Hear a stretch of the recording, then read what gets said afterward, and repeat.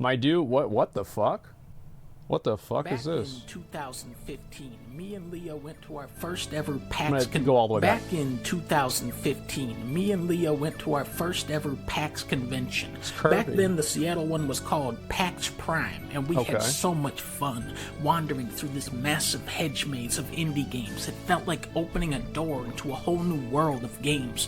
2 weeks later, I quit making League of Legends videos and shifted my focus to better video games. Games that inspired me to make better videos. Today, that's a good I got thing. a big announcement for you. Me and Leah have been hard at work for a while now, getting all this set up, and now we're finally ready to tell you about it. Introducing what is it? My new indie game publishing company, Big Mode.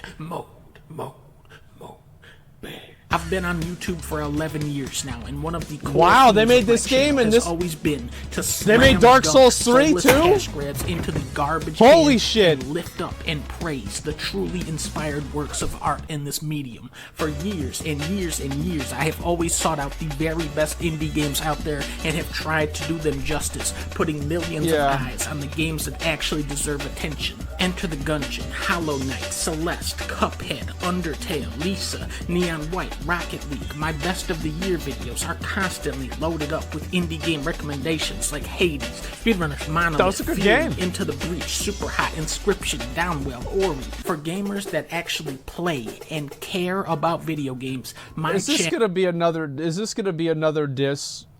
Is this gonna be another one? He's gonna fucking do this shit again.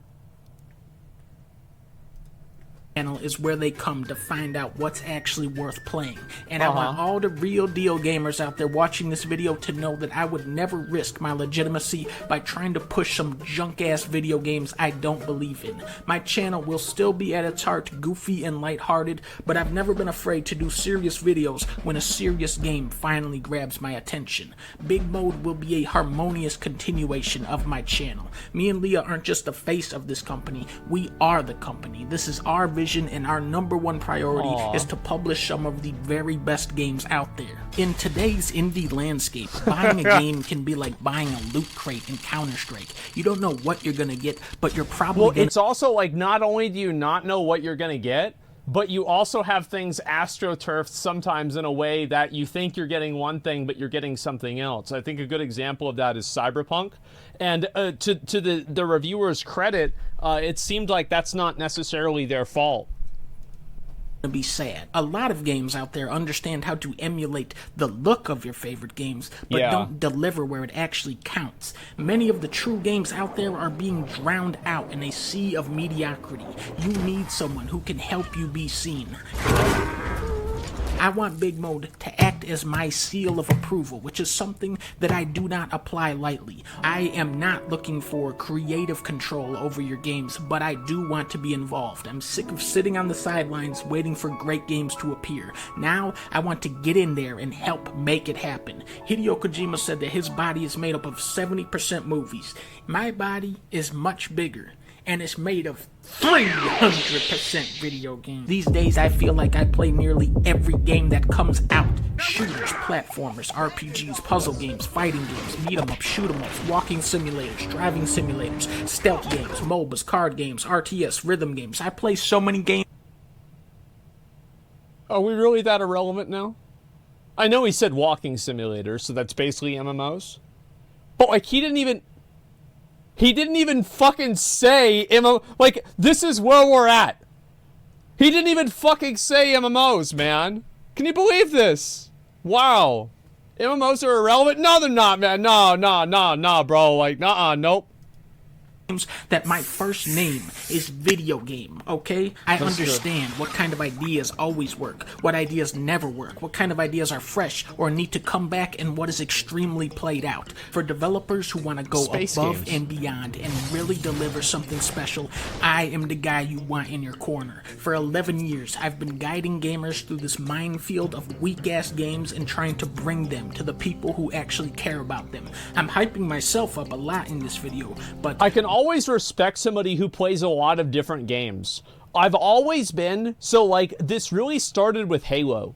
Is like in 2001 or 2002, somewhere around there, I started playing Halo, maybe 2003, I don't remember exactly. But anyway, I started playing Halo, and that game was like, that's my game, right? I told my mom, you have saved hundreds of dollars by buying me Halo, because now I don't need 50 other games. Because before then, I would play every fucking game that would come out. It didn't matter. I was exactly like Dunkey. It's like if it's an FPS game, I'll play that. If it's a fucking fighting game, I'll play that. I played all these games. But then Halo came out, and I was a one-game Andy on Halo. And then guess what happened after that? That's right. Halo 2 came out. Guess what I played? That's right, Halo fucking 2. And then I played Halo fucking 2 all the way until 2006, and then World of Warcraft came out, and I think that everybody knows pretty much what happened after that. So, I did play Halo 3 a little bit too, but that was only a little bit. And so, I've been like a one-game Andy for a long time, and ever since I moved over, like really the turning point for me was actually not really, it was not, what was that game that made me mad? Dark Souls. It was not Dark Souls, it was PUBG. So, like, before I had played PUBG, I had never played or streamed any other game, really, besides Diablo 3 on my stream. I started playing PUBG. That shit was lit. I loved PUBG. It was so much fucking fun, man. And then I started playing other games. Started playing Dark Souls 3. But I am still, like, I always fall back into the trap of just no-lifing one game. Like, I will play one fucking game 12 hours a day, every fucking day, and then I quit the game, and I never think about that bitch again. That's the way I've done, man. Can't see you playing an FPS? Are you fucking kidding me? Are you fucking kidding me? Dude, we had Time Splitters. We had Red Alert. Or not Red Alert. Fucking, what was the game? I know it was on GameCube, where you could destroy all the fucking buildings. Unreal Tournament, Quake, CS 1.6, Red Faction. Yeah, we had Red Faction. Bro, that shit was so good. We had Red Faction 2 as well. And then I went, dude, I was going so fucking hard on Halo. I would play the game. I would get home. I'd play the game. I'd go to bed. That would be it. That's all I would fucking do. Like, I probably put $10,000 into Halo. Like, Time Splitters 2 was amazing. It was ridiculous. Dude, I was really into FPS games. No, look, you know what? I want to prove it to you right now. Just real quick. I'm gonna just real quick this, okay? Look. PUBG. This is just one game. 800 hours into PUBG. 800 fucking hours into the game. Somehow I still suck. And also, I've put like 3x more hours onto Warzone. And probably 2x more hours onto Apex. I suck at all three of them. But I played them a lot. Big Mode will be all about building up the games and the developers. We've put a lot of effort into making the most developer-friendly contracts possible. I think we're going to bring insane value to the table, and the bottom line is help good games succeed and help them continue to succeed into the future. For the people who really care out there in the gaming industry, I'm doing the call to arms right now. Come to bigmode.com and reach out. For developers, go to publishing and apply. Let us know about your game. Whether you're at the pitch stage or near completion, we're interested. For programmers, level designers, artists, modelers, composers, and everyone else, go to networking and show us your work. But just know this, at Big Mode, we only want to work with the most passionate and most creative people out there. Okay. I'm sick of all these weak games. I'm sick of all the spam. I only want to work with those who are going ham. We're not aiming for bronze medals. We're going for the gold. So if you're going to work, then hit me up at Big Mode. Bye-bye. I like how he turned into a rapper at the end of it. That was great. Yeah, this is awesome. Yeah, it's lit, man. The rap eludes the message? No, I don't think so at all. I think it's funny. Yeah, I thought that shit was fucking funny, man. That's great, man. Let me go back. I'm gonna link to. I support his idea. Yeah, I mean, I'm really glad to see other content creators doing stuff like this too, like helping like put out video games and helping games, because like really, like, being able to help market a game is like one of the most important things. There are games that come out and they're pretty good. It's just that they don't catch on for whatever reason. And it's like you have other games, and like Among Us is probably the best example of this, right? Is that Among Us was just sitting around, and then people just started playing it and it got really popular. So it's like I'm really glad to see this, and especially because it means that these games will get the type of attention that I think that they deserve. Yeah, Vampire Survivors. Like, there was a lot of people that, like, they never played the game or anything. I started playing the game. Everybody was loved it. And, like, also, I was, like, one of the last people that played it. Like, obviously, I think Soda played it, XQC played it, bunch of other fucking people played it. It's not like I just did this myself. But, like, there were people that learned about the game from me, too. And Flappy Bird, etc. That's not the game. Well, yeah, I mean, Vampire Survivors was big. It's great, right? It's a good game. But, like, Among Us was like a fucking, like, you know, social phenomenon.